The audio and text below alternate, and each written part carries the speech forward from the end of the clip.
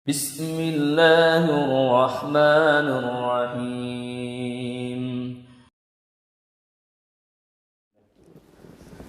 Bismillahirrahmanirrahim. Assalamualaikum warahmatullahi wabarakatuh. Hamdan wa syukran lillah. Wassalatu wassalamu ala rasulillah wa ala alihi wa sahbihi wa mawala. Qala Allah ta'ala fi kitabil karim.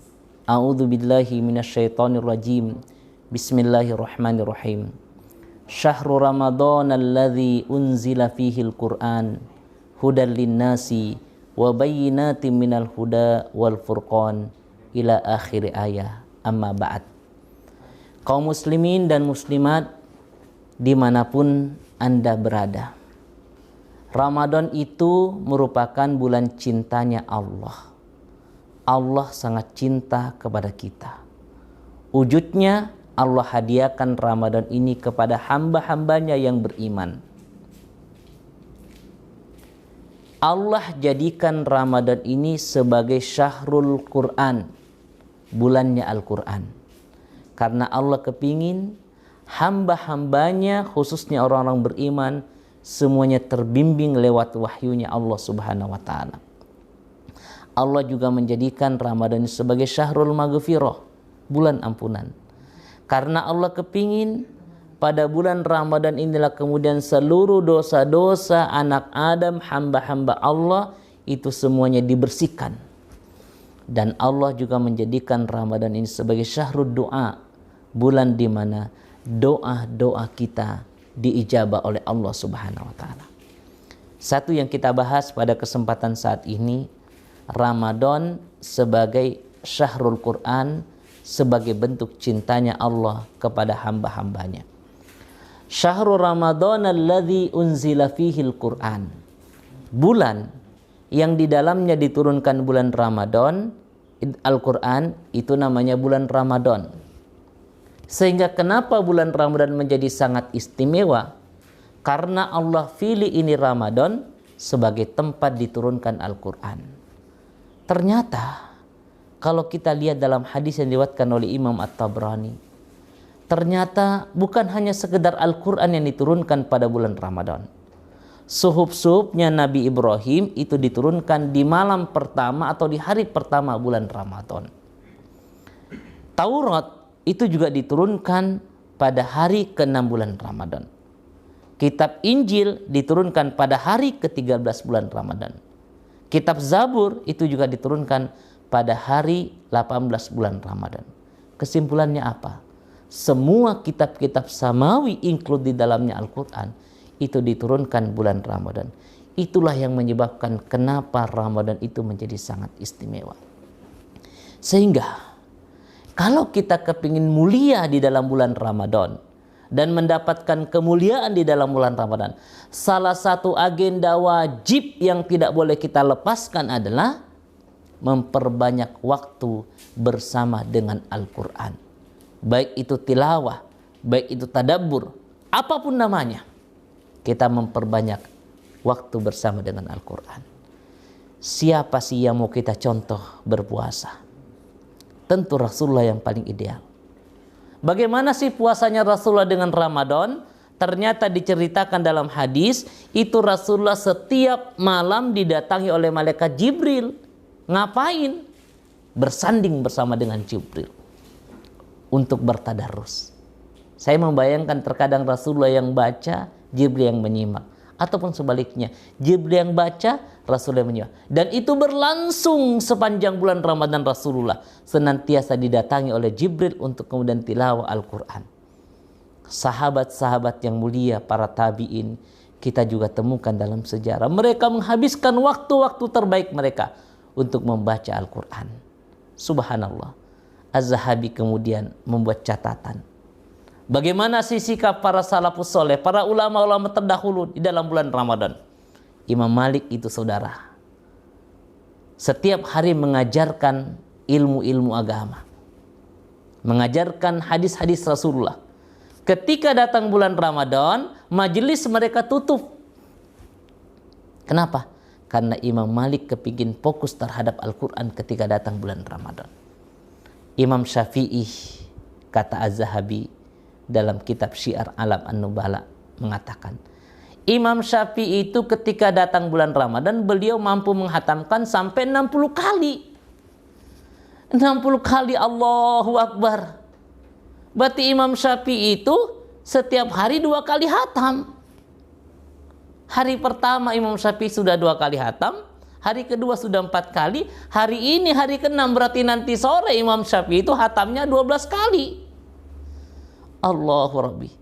Saya tidak percaya pada awalnya. Apa orang bisa menghatamkan Al-Quran setiap hari? Akhirnya saya tanya salah satu anak penghafal Quran. Saya tanya, "Dek, bisakah kita menghatamkan Al-Quran setiap hari?" Apa jawabnya? "Apakah Ustadz tidak pernah?" Saya hanya tersenyum malu. Kemudian dia bercerita, "Ustadz, kami itu para penghafal Quran. Kalau muroja Al-Quran dari pagi sampai waktu duhur tidak berhenti, menjelang duhur baru berhenti, itu sudah bisa baca sampai 10 juz, ada yang bisa sampai 12 juz, bahkan sampai 15 juz. Masya Allah. Kalau anak penghafal Quran hari ini bisa membaca 10 juz sebelum duhur dari pagi, maka kemudian saya percaya Imam Syafi'i tentu lebih bisa, karena Imam Syafi'i di umur 7 tahun itu sudah hafal Al-Quran. Itu Imam Syafi'i 60 kali. Dijelaskan juga oleh Ibrahim An-Nakhai, beliau menceritakan Al-Aswad itu menghatamkan Al-Quran setiap 2 kali dalam bulan Ramadan. Setiap 2 malam di bulan Ramadan. Artinya Imam Al-Aswad itu 15 kali menghatamkan Al-Quran di bulan Ramadan. Begitupun dijelaskan oleh Imam Al-Qatada. Imam Al-Qatada itu menghatamkan Al-Quran per 3 hari ketika datang bulan Ramadan. Hari pertama, hari kedua, hari ketiga hatam Al-Quran. Itu berlangsung hari pertama sampai hari ke-20.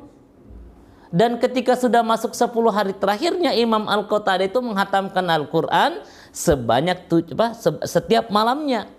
Artinya kalau kita tambah-tambah, Imam Al-Qatada itu telah menghatamkan Al-Quran sebanyak 17 kali ketika datang bulan Ramadan. Ya. Begitupun Imam Mujahid. Imam Mujahid diceritakan oleh Az-Zahabi, beliau itu menghatamkan Al-Quran setiap malam. Kalau Ramadannya 30 malam, berarti 30 kali Imam Mujahid itu menghatamkan Al-Quran. Kita deret para imam-imam. Kita lihat sejarah Rasulullah, kita lihat sejarah sahabat. Subhanallah. Nyaris kemudian kita temukan satu kesimpulan bahwa mereka ketika datang bulan Ramadan menghabiskan waktu-waktu mereka bersama dengan Al-Quran. Pertanyaannya kemudian untuk saya dan antum semuanya. Mau berapa kali hatamkan Al-Quran pada tahun ini? Silakan Anda jawab. Mau berapa kali? Barangkali Anda agak geli. Kenapa Anda ditanya seperti ini? Bagi Ustadz ini sangat penting. Penting untuk saya tanyakan. Khususnya untuk diri saya. Iwan Abdullah, mau berapa kali hatam pada tahun ini, di Ramadan ini? Dan harus dijawab. Kenapa harus dijawab? Ustadz punya pengalaman sedikit. Saat ini Ustadz umurnya sudah 41 tahun. Setidaknya Ustadz puasa sudah 30 kali atau 30 tahun.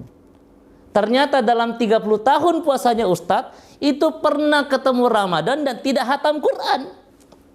Anda tahu penyebabnya apa? Bukan karena Ustadz tidak bisa baca Quran. Bukan karena Ustadz tidak punya Quran. Sorry. Ya, banyak sekali Qurannya Ustadz. Tapi persoalannya ternyata ketika Ustadz bertemu dengan Ramadan itu tidak mentargetkan hatam dengan Al-Quran. Ternyata memang beda antara orang yang punya target ketika bekerja dengan orang yang tidak punya target. Beda sekali. Ya, karenanya pesan saya, mari kemudian kita pasang target.